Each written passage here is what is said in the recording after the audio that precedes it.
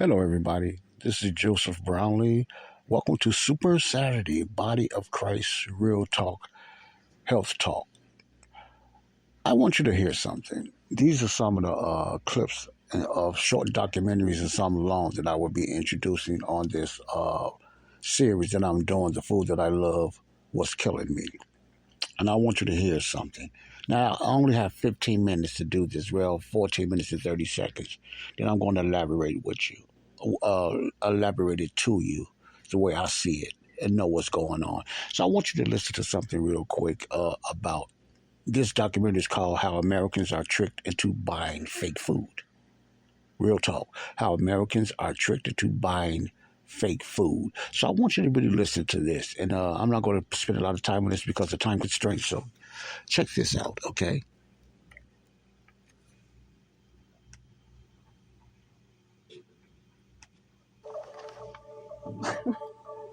So you think this is olive oil, right? Wrong. Well, maybe some of it is, but this is actually a classic example of food fraud. The extra virgin olive oils are being switched out with cheap ones. And fraudulent to sell something labeled as something else. Why is this fish being mislabeled? Your Parmesan cheese products do not contain any Parmesan cheese. As there was no one brand that stood out as completely safe. Wow, so we can't eat anything. I guarantee you, anytime a product can be passed off as something more expensive, it will be. It's that simple. Counterfeits, dilution, substitution, and mislabeling. Food fraud not only harms consumers' wallets, it puts their health and safety at risk. We might not know the overall impact of food fraud because so much of what fraudsters do is hidden from us and has been for centuries. Some estimates say food fraud affects at least 1% of the global food industry, at a cost as high as $40 billion a year, according to the Food and Drug Administration. Grocery manufacturers of America estimated that 10% of the commercially available food in the United States is adulterated. That's 1 in 10. It means if you're not on that 8. Now, just hearing that a little bit, this is just a taste that you can look up this stuff yourself on YouTube. This is called How Americans Are Tricked into Buying Fake Food. Because of time constraints, I cannot play the whole video, but I want a video as an audio. I wanted you to understand, what's going on here in America. And I'm not saying it's only here in America, but it's really the corporate and the forerunners of this stuff is America. How much fake food or stuff that's put in fake food, name something else. Now, she's talked about the oils, which all these oils are predominantly bad unless it's olive oil, coconut oil, or something like that, or aloe vera oil, which is the good oils that we need to be cooking in, including butter. But our vegetable oils, canola, and all that other corn crap, it's garbage, especially when you find out where it came from, how it's ultra processed. But the thing is, they put a lot of ingredients, to make a long story short, in these foods, even oils, and they raise the price on it. In other words, it's like Franken stuff, like I call Franken foods, even in oils. And there's more to this documentary, but I'm just going to pinch a little bit of this. Let me hit another one here. Okay, let's go to this one right here. Oh, this is called Tricked into Eating More. Tricked into Eating More, How Food Industry Lies to You. That's another title that I'm looking into. And this one, let's hit this one right here. Eating Lies.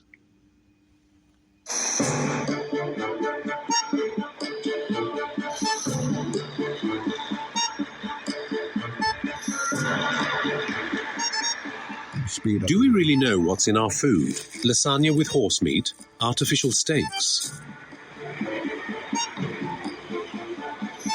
falsely advertised olive oil, tuna with nitrates. The list of counterfeit food products is endless. Everything can be faked, from the most basic products to expensive ingredients.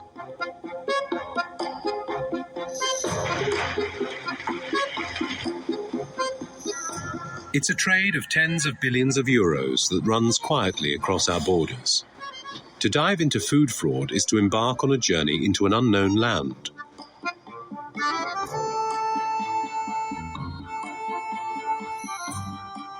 Whistleblowers and Now, for the ones that understand euros is the European dollar. It's not like pesos. It's the closest thing to the American dollar that I can see, also explained by my fiance as well. Euros is just a European dollar. So if something is $10 in euros, it's always equivalent to American dollars of $10 or something like that. I think that their euro might have a little more value than American dollar now because American dollar is dying and going down now, and that's just real talk. So the euro, I think this is out of England probably somewhere, which they call things euro and different. Just like they do with weight. They say kilos, they don't say weight and anything like that. So for the ones who understand what euros mean, just it's closer to the equivalent of the American dollar. So 20 euros or even 20 pounds is close to $20 in America. That's all I'm trying to get you to understand, okay? Factory workers, kept in the dark, will reveal hidden truths. Courageous journalists and persistent prosecutors will help us understand what goes on behind the scenes.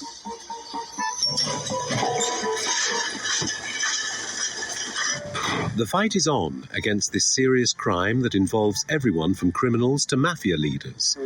The outcome is uncertain, as these traffickers operate within a gigantic market through which all our food transits. How did they manage to gain control over our food? Long-hidden, scandalous practices are going to be revealed. An unprecedented investigation into the world of food fraud.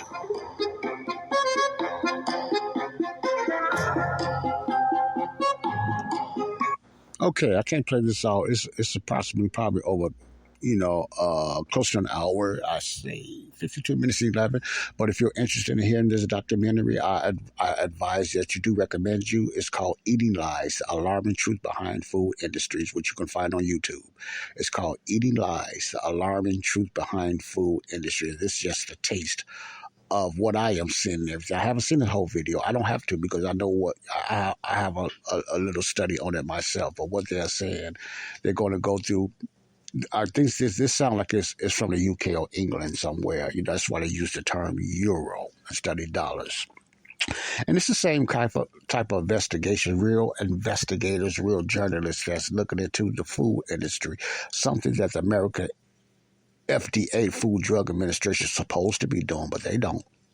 And the CDC, the Center for Disease Control, supposed to be doing, but they don't. And all those entities here in America, US of A, that does not do it because of profit reasons, because you have a lot of lobbyists and you have a lot of billionaires in their pockets, So we are messed up here in America when it comes to the system, when it comes to the food system. We are messed up here.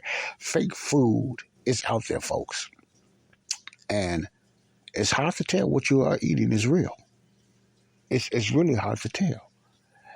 And not only in restaurants and stuff like that. Now, they use a lot of good beef in a lot of restaurants, but the oils that they use in these restaurants are really messing us up. It might not kill us instantly, but it depends on your body and stuff like that, or even make you sick. It might not. But the thing is, it's not doing you any good. My point is, there's a lot of franken food that I like to call, and I got that from someone else, franken food, and a lot of fraud food that's in our stores.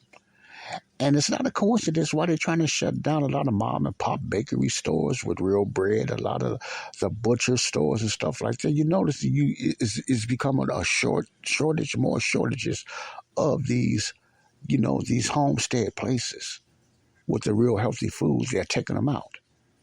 And they're lying and saying that meat is no good, meat is dangerous, and, salmonella poison and salmonella, whatever you say. What's that? Salmonella poison, whatever you call that. I test the words, but you know what I'm saying. The poisons and different things that's in these foods, they come up with all kind of reasons why we should not be eating them. And remember, on a couple of podcasts back, the majority of the time when they say you should not be eating them, is what you should be eating. You just have to reverse it. It's the things that we should be eating. Meats, butter, and stuff like that we should be eating. And good vegetables. See? Now, I'm talking about veganism or vegetarian because, I'm not going to get into that right now, but I'm just talking about the majority of the stuff that usually they tell you not to eat.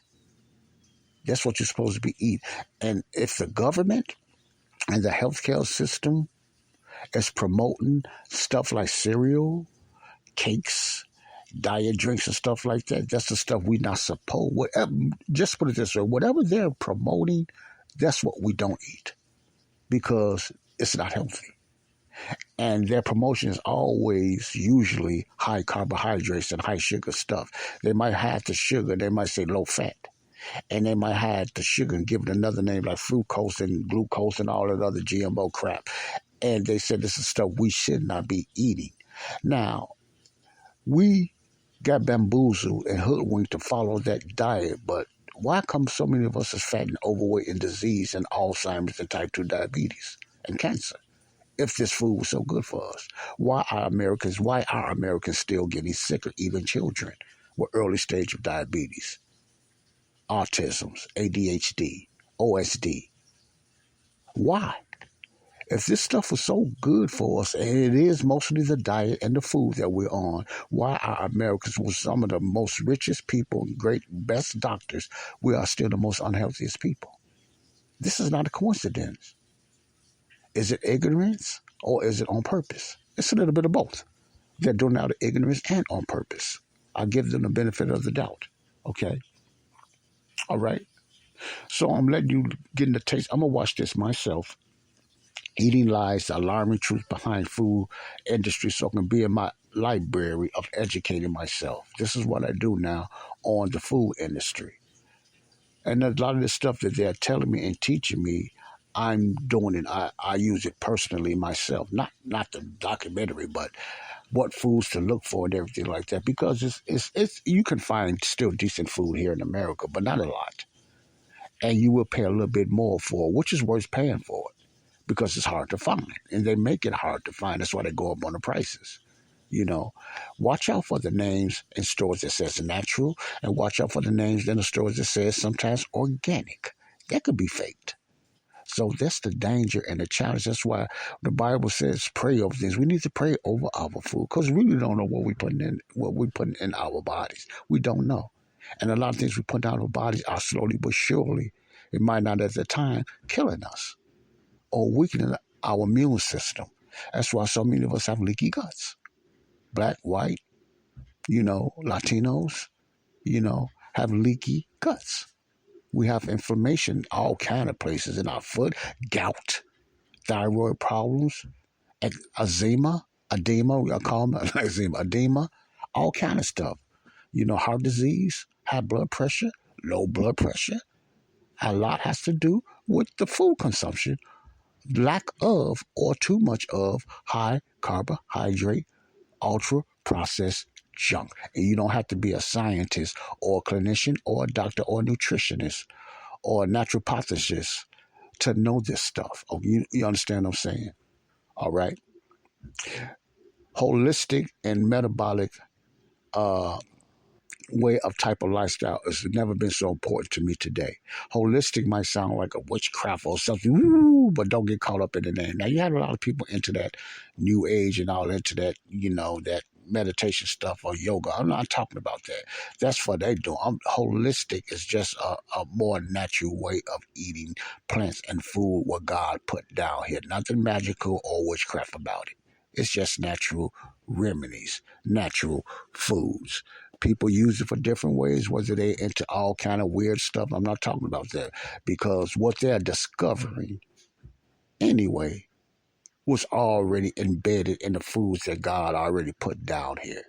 They might take the glory for themselves and saying it's something that they are doing with potions. No, it's something that was already embedded in the veggies and the herbs and stuff anyway, and the fruit. So it's nothing magical they're doing. They're just using something that was already created by God. You understand what I'm saying? And they're using it for good reasons, but for a wrong spiritual reason. You understand what I'm saying? So nothing wrong with that. Just make sure where the source came from, our creator. If you're an evolutionist, I don't expect you to believe that. But from a creationist point of view, and that's where I go, just remember that. So that I look at it more in that God creationist holistic way of natural healing. So it's a lot of documentaries out there, man. I advise you, or young lady, to go to YouTube and you could just type up anything, bad food in America, and watch how much stuff show up. Period. Just bad food in America. How come our food is killing us? Watch how much stuff. You can educate yourself freely. Okay? Real talk, health talk. Joseph Brownlee. Peace out.